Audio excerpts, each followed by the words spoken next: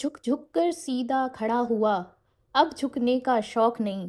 अपने हाथों से रचा स्वयं, तुमसे मिटने का खौफ नहीं। दोस्तों, आज जिस महान व्यक्ति के बारे में हम बात करने वाले हैं, ये पंक्तियाँ उन्हीं के जीवन और उन्हीं के व्यक्तित्व को बयां कर रही हैं। हम बात करने वाले हैं इस लोकतंत्र के महान नायक श्री नरेंद्र मोदी जी के बारे में। चलिए डालते हैं एक नज़र मोदी जी के चाय बेचने से लेकर प्रधानमंत्री बनने तक के अद्भुत सफ़र पे। नरेंद्र मोदी जी का जन्म बॉम्बे राज्य के मेहसाना जिला स्थित वाडनगर गांव में 17 सितंबर 1950 में हुआ था। माता का नाम हीराबेन मोदी और पिता का नाम दामोदर दास मूलचंद मोदी है। बचपन में जहां और बच्चे अपना खेल में वक्त बिताते थे, वहीं नन्हे नरेंद्र ने अपने पिता को चाय बेचने में मदद की। जब नरेंद्र 8 वर्ष के थे तो उनके जीवन में एक बड़ा मोड़ तब आया जब उन्होंने अपने हिंदी के शिक्षक से प्रभावित होकर राष्ट्रीय स्वयंसेवक संघ जाने लगे। एक दिन वडनगर की शाखा में लक्ष्मण राव इनामदार, जिनको सब वकील साहब कहते थे, वो आरएसएस के लोगों को संबोधित करने के लिए वहां पहुंचे।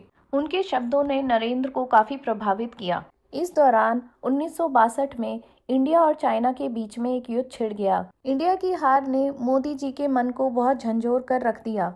इसके बाद उन्होंने सेना में भर्ती होने का सपना देखा, लेकिन पैसों की कमी के कारण वो आर्मी ज्वाइन नहीं कर पाए। इसके बाद उन्होंने एनसीसी ज्वाइन करने की मन में ठानी। एनसीसी भी ज्वाइन करना इतना आसान नहीं था, क्योंकि उनकी कद काठी एनसीसी के स्टैंडर्ड के हिसाब से फिट नहीं बैठ रही थी। लेकिन उनके कमिटमेंट को देखते हुए जब उनके फिजिकल टेस्ट लिए गए तो उन सब में उन्होंने जीत हासिल की। समय बीतता गया। इसी दौरान जब वो 17 साल के थे तो उनकी यशोदा बेन के साथ शादी कर दी गई। इसी बीच उन्होंने अपने देश के जवानों की भी खूब सेवा की। 1965 के इंडो पाक वॉर के दौरान उनका सैनिकों के साथ लगाव और भी बढ़ गया। इतनी छोटी सी उम्र से ही मोदी जी के मन में देशभक्ति कूट कूट के भरी हुई थी। वो देश के लिए कुछ करना चाहते थे और साथ ही साथ वो अपने जीवन का उद्देश्य भी जानना चाहते थे। उन्हें पता था कि परिवार में उलझकर वह ये नहीं कर पाएंगे, इसीलिए शादी के कुछ समय बाद उन्होंने घर से दूर जाने का फैसला लिया। आगे जाके मोदी जी ने अपना नाम अनिकेत भी रखा। अनिकेत का मतलब होता है जिसका कोई घर नहीं। मोदी जी विवेकानंद जी के सिद्धांतों को बहुत मानते थे।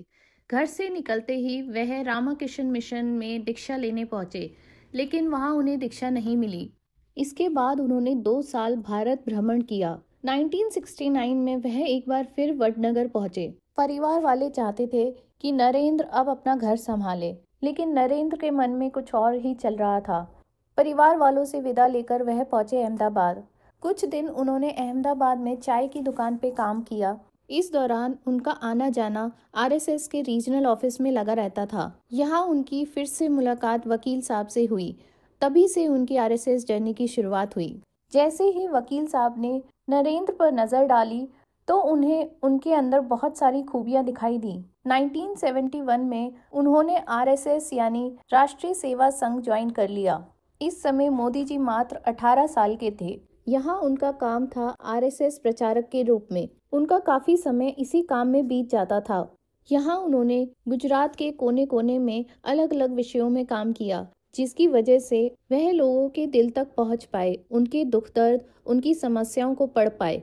वो आरएसएस में दिन रात मेहनत करने लगे, जिसकी वजह से उन्होंने अपनी पढ़ाई भी बीच में छोड़ दी। लेकिन वकील साहब ने उन्हें पढ़ाई पूरी करने के लिए प्रोत्साहित किया। मोदी जी बताते हैं कि वकील साहब से उन्होंने काफ़ी कुछ सीखा है। बाद में भी वकील साहब उनके मार्गदर्शक रहे।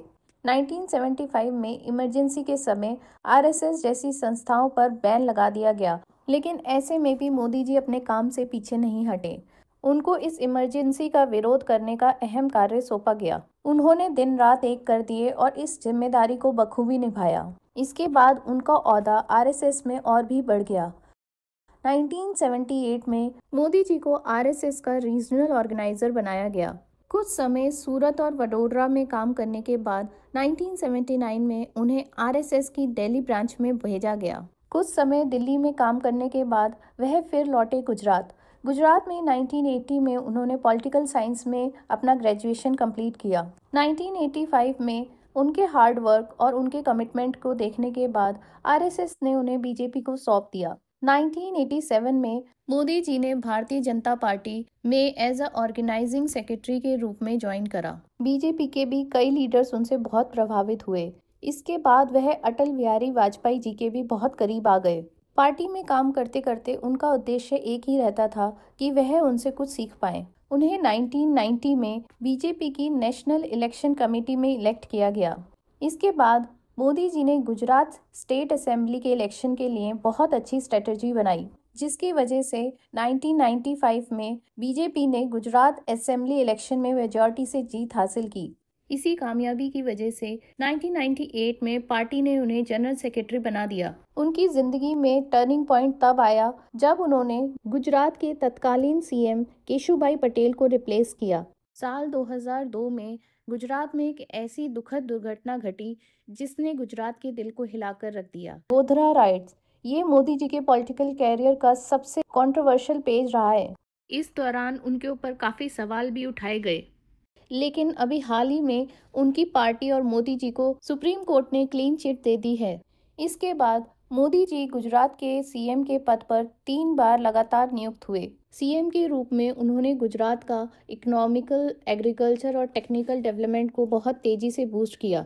2001 से 2010 तक गुजरात में 10.9% का ग्रोथ रेट अचीव किया, जो उस समय बाकी सभी स्टेट से सबसे ज्यादा था। गुजरात में ही नहीं, उनका नाम पूरी इंडिया में गूंजने लगा। बीजेपी ही नहीं, उन्हें पूरी दुनिया एक स्ट्रॉन्ग लीडर के रूप में देखने लगी।